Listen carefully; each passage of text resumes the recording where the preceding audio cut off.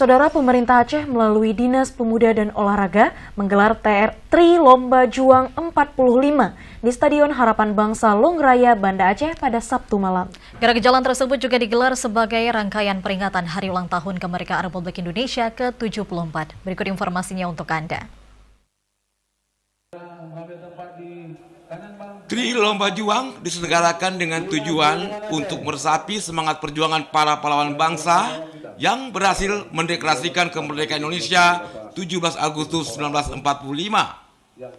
Karena itu gerak jalan ini mempertandingkan 3 kategori yang berpatokan pada angka sakti, yaitu 17 km, 8 km, dan 45 km. Untuk kategori 17 km dan 8 km, kegiatannya telah berlangsung 8 Agustus 2019, diikuti pelajar dari berbagai sekolah di Banda Aceh. Sedangkan untuk kategori 45 km, berlangsung 24 Agustus 2019, dilepas Asisten Pemerintah dan Keistimewaan Setda Aceh, Dr. M. Jafar S.H.M. Hum, mewakili Gubernur dengan melibatkan peserta dari instansi pemerintah.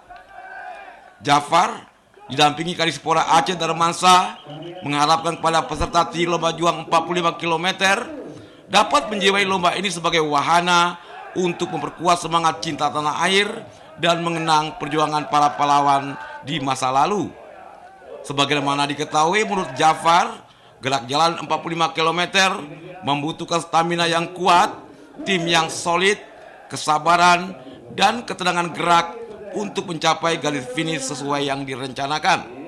Dalam kegiatan ini, Dispora Aceh menyediakan hadiah 10 juta rupiah untuk pemenang pertama, 8 juta rupiah pemenang kedua, 5 juta rupiah pemenang ketiga, dan untuk pemenang keempat 3 juta rupiah.